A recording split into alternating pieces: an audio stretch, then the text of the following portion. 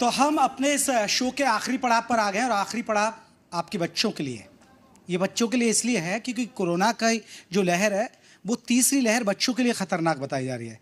इस लहर में देखिए देश को आर्थिक नुकसान हुआ, दुनिया को आर्थिक नुकसान हुआ, लेकिन सबसे ज्यादा जो नुकसान हुआ वो तालीम का हुआ, पढ़ाई का हुआ। आपके बच्चे घर में हैं, लगातार मोबाइल्स पे ऑनलाइन क्लासेस ले रहे हैं, वो परेशान हो रहे हैं, बच्चे खेल नहीं पा रहे। लेकिन शिक्षा विभाग ने क्या तैयारी की है, क्या प्लानिंग है? कुछ लोगों के रिजल्ट 10वीं के तो रिजल्ट हरियाणा सरकार ने घोषित कर दिए, लेकिन 12th के लिए क्या तैयारी है, क्या प्लानिंग की जा रही है कि इन सरकार की दिशा निर्देश के हिसाब से होगा? इन तमाम मसलों पर बात करने के लिए हमारे साथ शिक्षा मंत्री कंवरपाल गुर्जर जी हैं और वन मंत्री भी हैं। खास बात यह है, पहले आपका बहुत बहुत स्वागत है मंच पर। मेरा पहला सवाल आपसे, शिक्षा पर तो मैं बात करूंगा ही करूंगा, लेकिन आजकल पेड़ पौधे भी ज्यादा लगाने पड़ रहे हैं क्योंकि ऑक्सीजन की कमी पड़ी थी, तो इस बार ऑक्सीजन के पेड़ ज्यादा लगाने पड़ रहे हैं अब आपको? हाँ, बिल्कुल बिल्कुल। अब की बार हमने जो टारगेट पिछला था उससे काफी बढ़ा दिया। पिछली बार हमने 1 करोड़ 20 लाख पेड़ लगाए थे, अब की बार हमारा टारगेट जो है वो 3 करोड़ का है। और पिछली बार जो हमने पूरे हरियाणा की योजना बनाई कि हर गांव में, मतलब जहां भी खाली जमीन गांव में भी लगाएंगे। तो पिछली बार हमारा टारगेट 1100 गांव का था, अब की बार 2200 गांव का टारगेट है। तो हमारा पूरा प्रयास है। और तीसरी बात उसमें ये है कि अब तक जो हम पेड़ लगा रहे थे वो पिछले काफ़ी टाइम में ज़्यादातर जो था वो सफेदा के ऊपर था, सफेदा काफ़ी में लगा रहे थे।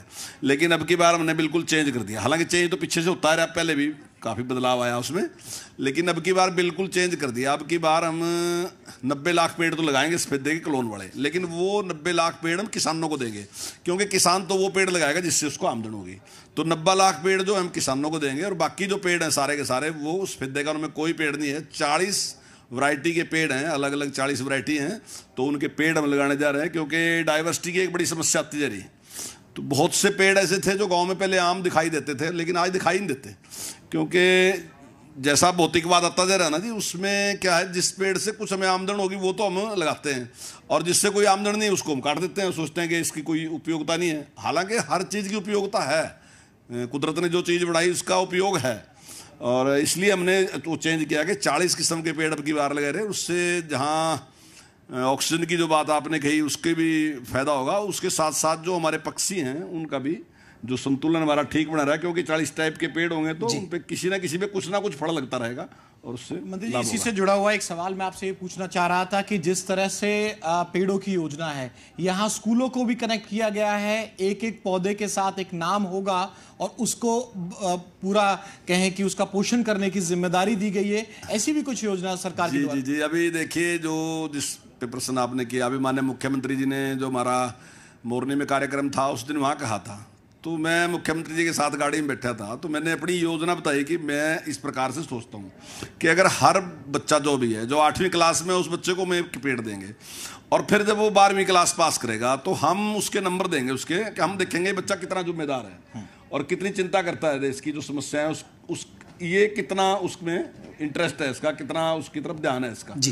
तो हम उसके नंबर देंगे उस बात के लिए कि भाई ये बच्चा इतना गंभीर बच्चा है, और उसके तो एक इस प्रकार की योजना। लेकिन अभी तक वो कोई इंप्लीमेंट नहीं हमने की, अभी तक वो एक केवल विचार है, माननीय मुख्यमंत्री जी के सामने रखा था, और मुख्यमंत्री जी को बात अच्छी लगी, उन्होंने उसकी घोषणा भी वहाँ कर दी, तो जल्दी उस पर योजना बनाएंगे। मंत्री जी, जयप्रकाश आपसे कुछ और सवाल पूछेंगे, लेकिन मैं एक सवाल जानना चाह रहा था, जैसा विषय है आज हेल्थ इज वेल्थ, ये बच्चों के लिए कितना समझना जरूरी है, और इसके साथ जुड़ा हुआ आप शुरू करें अपना जवाब। आपका एक उदाहरण जयप्रकाश, बहुत अच्छा उदाहरण है मंत्री जी का। कोरोना बहुत लोगों को हुआ, मुख्यमंत्री को हुआ, उप मुख्यमंत्री को हुआ, कई मंत्रियों को हुआ, लेकिन जहां तक मेरी जानकारी, अगर मैं गलत नहीं हूं तो शिक्षा मंत्री का कोरोना सिर्फ 6 दिन में ठीक हो गया। अभी आयुर्वेद की वजह से हुआ, इनकी इम्यूनिटी ज्यादा अच्छी है। अपना एक्सपीरियंस जरूर आप शेयर करें।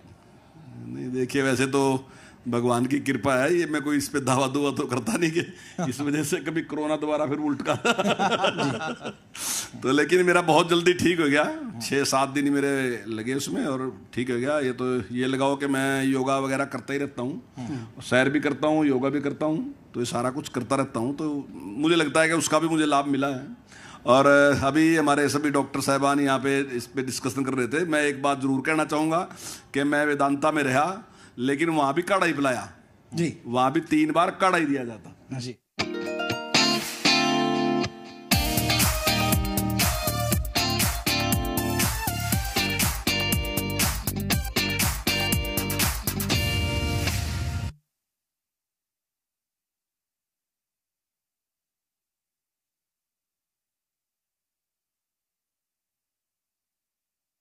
शिक्षा विभाग ने कि हाँ, बच्चों को उनकी हेल्थ के बारे में भी कॉन्शियस किया जाए, चाहे किताबों के माध्यम से या फिर जिस तरह से भी एक्टिविटीज हैं उनको बढ़ाकर? देखिए, उसमें जैसे अगर तो आम रूटीन की बात करो आप, तो उसमें तो नैतिक शिक्षा हम जो शुरू करने जा रहे हैं, उसमें जो आयुर्वेद है उसका भी चैप्टर है कि क्या खाना चाहिए और क्या नहीं खाना चाहिए। उसमें योगा का भी चैप्टर है, कैसे हमने योग करना चाहिए और उसके क्या लाभ हैं। और उसमें नैतिक शिक्षा में और भी दूसरे हैं, हमारे क्या कर्तव्य हैं उसके बारे में भी है। उसमें काफ़ी विस्तृत है, लेकिन उसके में ये भी जानकारी है। लेकिन वर्तमान में अगर आप बात करें तो निश्चित तौर से हमने जब भी स्कूल खोले तो हमारे अच्छा उसमें रहा है, कहीं भी इस प्रकार की कोई समस्या नहीं आई। तो जो बच्चों को जानकारी देनी चाहिए, सोशल डिस्टेंसिंग की जानकारी है, दूसरी और जानकारी है, वो सारी जानकारी हमने दी और कुल मिला के हमारा ठीक रहा है, सारा कुछ अच्छा रहा है, कहीं बहुत बड़ी शिकायत आई नहीं। लेकिन पिछली हालांकि हमारा काम ऐसा है, जो शिकायत आई थी जब कोरोना की पहली लहर आई, आप लोगों ने जल्दी स्कूल खोल दिए और स्कूलों में चाहे रेवाड़ी हो, कई डिस्ट्रिक्ट से ऐसे मामले लगातार आते रहे और फिर बाद में सबक लेते हुए सरकार को पीछे हटना पड़ा और स्कूलों को बंद करना पड़ा। नहीं, देखिए, कुछ स्कूलों में इस प्रकार की समस्या है। हमारे पास 14,000 स्कूल हैं और उन 14,000 स्कूलों में यदि 5 या 6 स्कूलों में इस प्रकार की कोई प्रॉब्लम आई तो मैं मानता हूँ कि प्रॉब्लम तो आई, लेकिन ये बहुत छोटी है। लेकिन क्योंकि कोरोना की घबराहट इतनी ज़्यादा थी तो इसलिए हमने तुरंत सारे स्कूल बंद कर दिए। हालांकि उसमें हम जिलानुसार भी कर सकते थे, आसपास के भी कर सकते थे, लेकिन घबराहट इतनी ज़्यादा थी इसलिए हमने रिस्क नहीं लिया। क्योंकि अभिभावक को भी डर होता है और अभिभावक के साथ साथ जैसा अभिभावक का डरता है, ऐसे ही डर हमारा अंदर भी होता है जी। तो हमें भी उतनी चिंता होती है। सर, अब मैं आपसे कुछ बुनियादी सवाल करूंगा। एक सवाल है कि अभी 12वीं के नतीजे घोषित होने की तैयारी कर रहे हैं, क्या प्लानिंग की है उसके लिए? कोई रूपरेखा तैयार कर दी है उसके लिए? हाँ, देखिए, उसके लिए हमने फाइनल कर दिया है बिल्कुल। जैसे सीबीएसई ने फाइनल किया, इसी प्रकार से हमने भी उसमें, लेकिन हमारा थोड़ा उनसे अंतर है। हमने मैट्रिक के 30 नंबर रखे हैं, जो उसका पुराना रिजल्ट है उसके हिसाब से हम उसको 30 नंबर देंगे। 11वीं क्लास के हम 10 नंबर देंगे और 60 नंबर जो है हम उसके जो इंटरनल असेसमेंट है उसके हिसाब से देंगे। और हमें पूरी उम्मीद है कि 25 जुलाई तक हम जो रिजल्ट है वो डिक्लेयर कर देंगे। लेकिन सर, अभी जो ऑनलाइन क्लासेस बहुत चल रही हैं, प्रेशर्स बहुत आ गया है, खासकर निजी स्कूलों की तो ऑनलाइन क्लासेस हैं।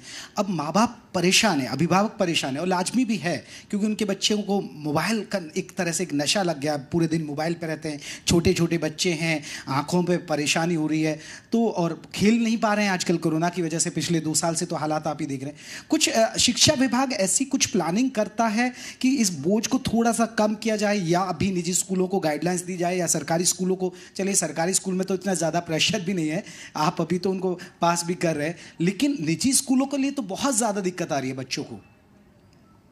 हाँ, देखिए, बिल्कुल एक जो जीवन का एक ट्रेंड है ना, वो बिल्कुल चेंज हो गया है। पहले स्कूल में जाना था, अब सारा का सारा ऑनलाइन आपको एजुकेशन लेनी पड़ती है, तो समस्या तो है इसमें निश्चित तौर से।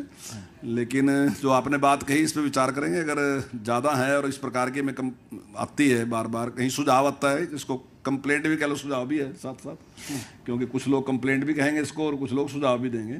तो निश्चित तौर से इस पर विचार करेंगे। अगर कुछ कम करना पड़ेगा तो निश्चित तौर से करेंगे, ताकि बच्चों में कोई इस प्रकार का तनाव। हमारे सहयोगी जयप्रकाश के सवाल को ही मैं आगे बढ़ाना चाहूँगा। बच्चों पे स्ट्रेस था कि प्राइवेट स्कूल में जिस तरह से क्लासेस लेनी है, ऑनलाइन लेनी है।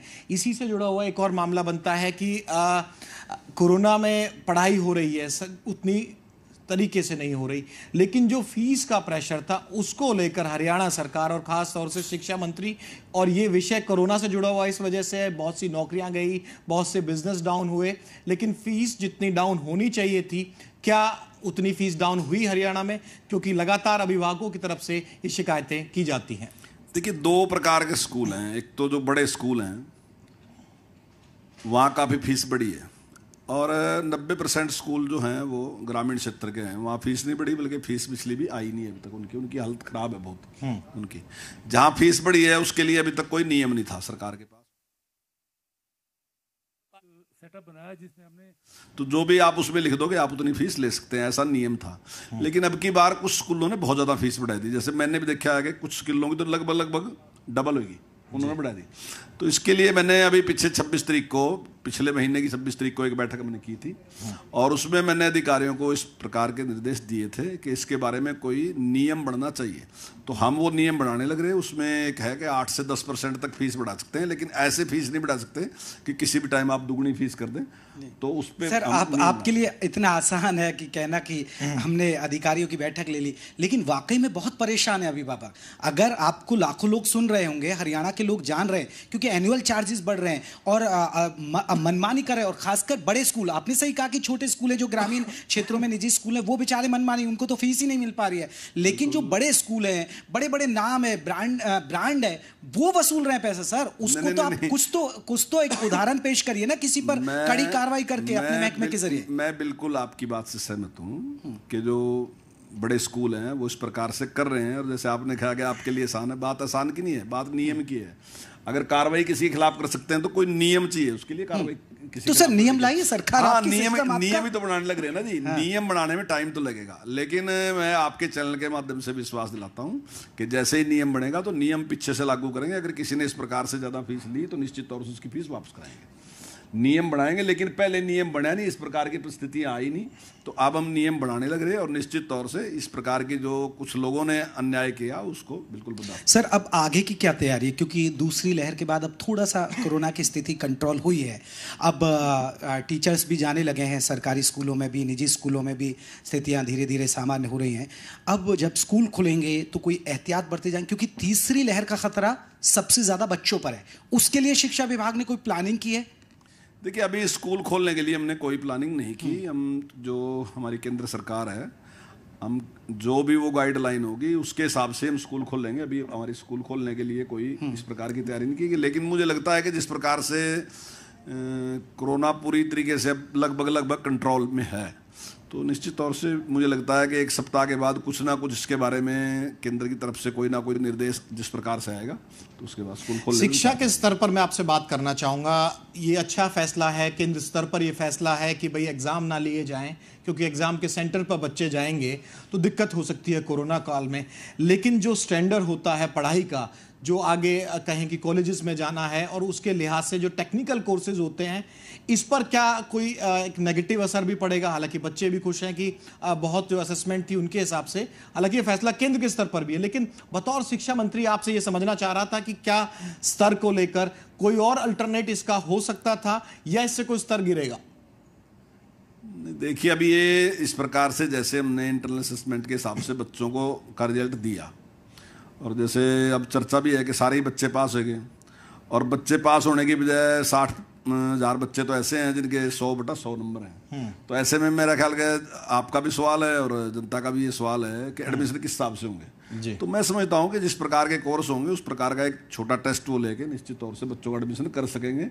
कोई ज़रूरी नहीं कि वो जो मार्क्स हम देंगे उन्हीं के आधार पे एडमिशन करेंगे, वो छोटा टेस्ट उसमें बीच में रख भी सकते हैं। लेकिन अभी जरूरी ये था कि अब इतने बच्चों को हम एक साथ अगर ये टेस्ट वो लेते हैं तब उनको शायद इतनी समस्या नहीं आएगी, वो थोड़ी संख्या है बच्चों की जी। लेकिन अगर हम सारे बच्चों का टेस्ट लेते तो कुछ भी स्थिति हो सकती थी, फिर निश्चित तौर से लोग हमें ब्लेम देते कि आपने इस बात को गंभीरता से नहीं लिया। जी बिल्कुल, अगर जिस तरह अभी बात हो रही है तो अभी शिक्षा विभाग की तरफ से अभी टीचरों को आने का जाने का सिलसिला हो गया है, लेकिन अल्टर डेज पर जा रहे हैं शिक्षक, एक दिन छोड़कर एक दिन जा रहे हैं। तो उसके लिए कुछ इस तरह का स्कूल में कोई इंतजाम कराएंगे भविष्य में कि चलिए वैक्सीन कि आप लोग जागरूक कर रहे हैं, सेंटर्स पर भी लग रही है कि जो शिक्षकों को स्कूलों में मुहैया हो जाए आसानी से, क्योंकि उसका फायदा बच्चों को भी मिलेगा कि अगर शिक्षक सुरक्षित तो बच्चे भी सुरक्षित रहेंगे आगे। निश्चित तौर से इस प्रकार की योजना करेंगे, लेकिन अभी तक मेरा ख्याल है काफी सर ज्यादातर मैं योजना पे बात करूं, माफी के साथ रोकूंगा, आप करने पर विश्वास कर रहे हैं, अभी धरातल पर क्यों नहीं दिख रही आपकी? नहीं, अभी तक इस प्रकार का नहीं, तो अभी स्कूल खोलने की कोई योजना बनी है इस प्रकार से, और जिस प्रकार जब योजना बनेगी तो निश्चित तौर से इसको हम कर लेंगे। लेकिन मुझे लगता है कि अभी तक जो 50% टीचर होंगे निश्चित तौर से उनको भी इंजेक्शन लग लिए होंगे, क्योंकि जिस प्रकार से जो उम्र के हिसाब से इंजेक्शन दिए जा रहे हैं तो उसमें टीचर भी काफ़ी बड़ी संख्या में निश्चित तौर से उसमें आए होंगे। लेकिन जैसे ही हम स्कूल खोलने की कोई घोषणा होगी, ऐसा नहीं है कि स्कूल हम अगर अभी कहेंगे तो कल स्कूल खोल देंगे, तो निश्चित तौर से उसमें भी 10 दिन का टाइम तो हम रखेंगे। तो उस टाइम हम जो हमारे टीचर जिनको जी वैक्सीन नहीं दी गई होगी तो उस टाइम वैक्सीन। शिक्षा मंत्री को मैं अब स्कूल से ना विधानसभा की तरफ ले जाना चाहूँगा, क्योंकि इनके पास एक और जिम्मेदारी है संसदीय कार्य मंत्री की। अभी सेशन नहीं चल रहा है, लेकिन इसकी वजह आपसे सवाल पूछने की ये है कि आप बेबाकी से बात करते हैं। दिल्ली में आखिर जिस तरह के दौरे रहे मंत्रियों के तमाम, पहले तो आप क्लियर कर दीजिए, क्या आप भी दिल्ली गए थे कुर्सी बचाने या बड़े दरबार में हाजिरी लगाने? नहीं, मैं कभी दिल्ली गया ही नहीं। वैसे ही कोई मीटिंग होती है तभी जाता हूँ, मैं कभी इस बात के लिए दिल्ली नहीं गया। तो चक्कर लगा था, अभी की भी जो बात है वो आपके चैनलों की बात है, ऐसा कोई विषय नहीं था। जो विकास के कार्य थे उनको लेके माननीय मुख्यमंत्री जी दिल्ली गए थे और स्वयं केंद्र के मंत्रियों ने भी ये बात कही कि हरियाणा का मुख्यमंत्री पहला मुख्यमंत्री है जो कोरोना लहर के बाद सबसे पहले दिल्ली में आया और अपने जो विकास के काम। तो क्या मंत्रिमंडल पे भी चर्चा हुई कि विस्तार पे जो बात? नहीं, ऐसी कोई चर्चा नहीं हुई इस प्रकार की। नहीं, आप तो बता देते हैं, शब्द चुनने आते हैं, आप जितना बता सकते हो उतना बता दीजिए। नहीं, कोई बात नहीं। कल माननीय मुख्यमंत्री जी ने सबके सामने बात बताई कि वो जिस प्रकार से गए और मंत्रियों ने इस बात की तारीफ भी की कि हरियाणा पहला स्टेट है जिसका। नहीं, आपको बतौर स्पीकर भी ज्यादा याद किया जा रहा है, जो पिछले कार्यकाल था ऐसी भी कोई चर्चा चलती रही कि नहीं, वहां भी कुछ शिफ्टिंग ऐसा कुछ? नहीं, ये केवल अफवाहें हैं हर व्यक्ति के बारे में, किसी के कुछ। अभी हाल फिलहाल में कोई मंत्रिमंडल विस्तार या अभी कोई ना विस्तार है ना कोई चीज है। मैं और भी कुछ, क्योंकि अब हेल्थ पर हम काफी बातें भी हो गई हैं कुछ भी, जब विनोद लामा ने शुरू भी कर दिया है कि राजनीतिक पहलुओं पर चर्चा करें। किसान आंदोलन गले की फांस बन रहा है, नहीं निकल पा रहे हैं आप इससे? नहीं, अब इस आंदोलन को कैसे टैकल करें जिसमें कोई तर्क नहीं है। मंत्री माफ देखिए, आज तक जितने भी आंदोलन हुए तो आंदोलन में कोई ना कोई तर्क तो होगा बात का, कोई बात तो रखेंगे सामने भी ये हमारी डिमांड है, इस डिमांड को पूरा कर दो। अब यहाँ डिमांड क्या है कि तीनों कानून को रद्द कर दो। 19 साल में प्रयास करके लोगों ने कानून बनाए और ऐसे लोग कह रहे जो कुछ भी नहीं है वो कह रहे कि भाई इन कानूनों को रद्द कर दो। तो क्यों कर दो, उसका कोई कारण तो बताना चाहिए ना, क्यों रद्द कर दो। अभी ये लोग कह रहे थे कि भाई डायरेक्ट पेमेंट होगी उससे सत्यानाश हो जाएगा, लेकिन हमने डायरेक्ट पेमेंट कर दी। अब जाके पूछ लो ना कहाँ सत्यानाश होया, किसान तो खुश है। तो अगर एक चीज हमने इंप्लीमेंट करी लोग उस पर खुश हैं, अगर दूसरी भी जैसे ही अभी तो कोर्ट ने रोक लगा रखी है, जैसे ही दूसरी भी करेंगे उससे भी लोग खुश होंगे। निश्चित तौर से तीनों कानून किसान के पक्ष के कानून है, किसान के हित के कानून है। उनके चुने प्रतिनिधि ने 19 साल लगाए उनको बनाने में और ये कह रहे हैं उनको रद्द कर दो। अब ये कोई बात नहीं है। और दूसरी बात, ये सारे गांव के लोग हैं, पंचायत को बहुत अच्छी तरीके से जानते हैं पंचायत क्या होती है। चलो विधानसभा भी वैसी होती है, लोकसभा भी होती है, लेकिन पंचायत में तो फैसले ऐसे होते हैं। अब कोई भी पार्टी है, मान लो उसका झगड़ा है, तो दोनों पार्टी अपनी अपनी बात रखेंगी, फिर पंचायत उसका फैसला करेगी। लेकिन ये तो पहले ही फैसला करके ले कह रहे, ये पंचायत में ही छोड़ दे फैसला। इन्होंने तो फैसला कर दिया पहले ही कि हम ये कह रहे कि तीनों कानून रद्द कर दो, तो पंचायत में कहाँ छुट्टा फैसला? पंचायत में तो फैसला ही नहीं छोड़ दे, ये तो अपने आप ही फैसला करके कह रहे कि पंचायत कर लो। अब पंचायत किस बात के ना होगी, कर लो तीनों कानून रद्द कर दो, तो पंचायत में कहाँ छुट्टा? तो ये कोई आप एक बात कह रहे हैं कि किसान खुश हैं, तो फिर टीकरी बॉर्डर पर बैठने वाले कौन हैं, सिंगू बॉर्डर पर बैठने वाले कौन हैं? और इसी से जुड़ा हुआ सवाल ये है कि जब हरियाणा सरकार के मंत्री किसी भी दौरे पे जाते हैं, आज आपका भी दौरा था, कैथल की भी मेरी बात हो रही थी सुबह आपसे, जब आप बता रहे थे कि नहीं बहुत ज्यादा दिक्कत नहीं होगी, और तो करनाल में भी आज इनका विरोध हुआ। वही विरोध हुआ। तो ये तमाम चीजें, ये लोग कौन हैं? देखिए, ये अलग अलग है। कुछ लोगों को जिनका पार्टी का अस्तित्व खत्म हो रहा था, तो उन्होंने एक ये चेहरा ले लिया कि भाई ये किसान वाला चेहरा लो और विरोध करते रहो या कुछ करते रहो। तो ये है, हम एक बात कहते हैं कि तर्क पे आओ, कोई तो बात करो। हरियाणा सरकार में आप विरोध कर रहे, तुलना कर लो पूरे हिंदुस्तान में हमारी, आज से तुलना कर लो और जिस दिन से हरियाणा बना उस दिन से आज तक की तुलना कर लो। हमारे मुख्यमंत्री ने किसान के लिए इतना अच्छा काम किया, आज तक किसी मुख्यमंत्री ने किया। आज भी हम 9 फसलें खरीद रहे, सारे हिंदुस्तान में लोग 2 फसलें खरीद रहे। आज भी हम जो मुआवजा दे रहे पूरे हिंदुस्तान में कहीं इतना मुआवजा दे रहे, हम 12,000 दे रहे, पंजाब 8,000 दे रहा। आज भी हमने जितना किसान का कर्ज माफ किया, हमने सारा ब्याज माफ कर दिया और लगभग 1100 करोड़ रुपए हमने माफ किए। हम दावे के साथ कहते हैं, कोई बताए किसने माफ कर दिया? तो हर जगह जो काम हम कर रहे हैं किसान के लिए, मैं दावे के साथ कहता हूं कोई नहीं करता। लेकिन विरोध किसका कर रहे हैं? हरियाणा में कर रहे, जबकि विरोध तो राजस्थान में करना चाहिए। इसने बात आप लोग समझाने में कामयाब क्यों नहीं हो पाते हैं? आप लोगों के पास सरकार है, आप लोग लोगों के बीच संवाद करते हैं, सबसे बड़ी पार्टी होने का दावा करते हैं, बीजेपी की सरकार है, तो आप लोगों की जिम्मेदारी बनती है ना कि आपने कहा कि वे विपक्ष के लोग हैं, ठीक है, तो उनके बातों में क्यों आ रहे हैं? आप लोगों के पास भी तो ताकत है समझाने की। अब अगर किसी ने समझना ही नहीं है उसको, अब एक व्यक्ति सो रहा, उसको आप जगा सकते हैं, जागते व्यक्ति को कैसे जगाएंगे? वो तो जाग ही रहा। आप अपने चैनल के साथ सिंधु बॉर्डर पे जाएं और उनसे पूछ लो कि 3 कानून क्या क्या है, अगर बता दें तो बात रही। कुछ भी नहीं बता सकते। वो कहेंगे जी मारा वो बैठा उससे पूछ लो, वो बैठा उससे पूछ लो, वो बैठा उससे पूछ लो, उनको कुछ नहीं पता, फिर आप क्यों बैठे हैं? तो उन पर कोई तर्क नहीं है बात का, ना ही कोई आधार है इस चीज का। ये तो केवल और केवल एक जिद है के हम यहाँ बैठे। सर अब चर्चा के हम आखिरी पड़ाव पर एक दो सवाल और आपसे करूँगा। जब क्योंकि हम हेल्थ पर बात कर रहे थे, हेल्थ पर भी बात हुई, एक आखिरी सवाल हेल्थ पर भी लूँगा मैं आपसे।